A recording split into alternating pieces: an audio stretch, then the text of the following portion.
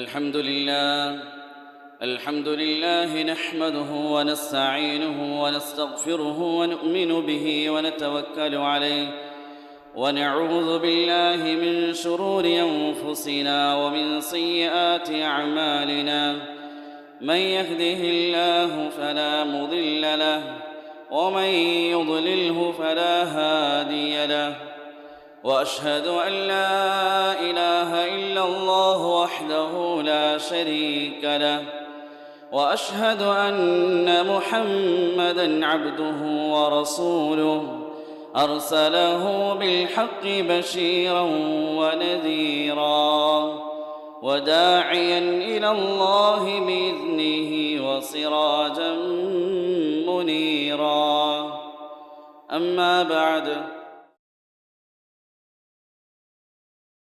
റസൂലുള്ളാഹി സ്വല്ലല്ലാഹു അലൈഹി വസല്ലം പ്രഭാതത്തിൽ നിത്യമായി തങ്ങൾ ചെയ്യുന്ന ദിക്റുകളിൽ തങ്ങൾ പറയുമായിരുന്നു, അല്ലാഹുമ്മ മാ അസ്ബഹ ബി മിൻ നിഅമത്തിൻ ഫമിൻക വഹ്ദക ലാ ശരീക ലക ഫലകൽ ഹംദു വലക ശുക്ർ.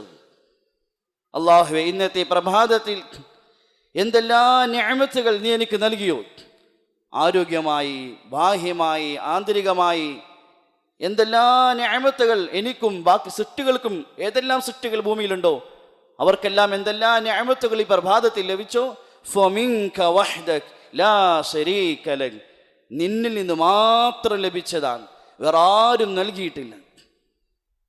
അതുകൊണ്ട് അള്ളാഹുവാണ് എല്ലാം നൽകിയത്. അതുകൊണ്ട് നാം ഇഷ്ടപ്പെട്ടാലും ഇഷ്ടപ്പെട്ടില്ലെങ്കിലും നാം അള്ളാഹുവിൻ്റെ അടിമയാണെന്ന പേരൊരിക്കലും മാറ്റാൻ സാധിക്കുകയില്ല.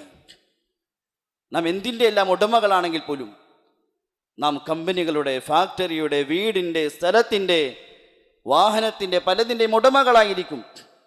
പക്ഷെ ഇതിൻ്റെ എല്ലാം ഉടമയാണ് എന്നതിൻ്റെ പേരിൽ നാം അടിമ എന്ന പേര്, അള്ളാഹുവിൻ്റെ അടിമ എന്ന നമ്മുടെ നാമം, അത് മാറ്റാൻ സാധിക്കുകയില്ല. പക്ഷെ എപ്പോൾ നമ്മുടെ ഉള്ളിൽ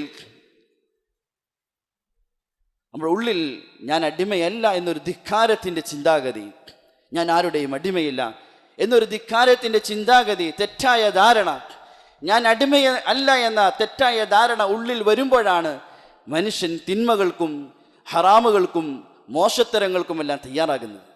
ഞാൻ ആരുടെയും അടിമയില്ല, ഞാൻ സ്വതന്ത്രനാണ് എന്ന ചിന്താഗതി, ഈ തെറ്റായ ചിന്ത വരുമ്പോഴാണ് മനുഷ്യൻ തിന്മകൾക്ക് തയ്യാറാകുന്നത്. ഒരു മഹാൻ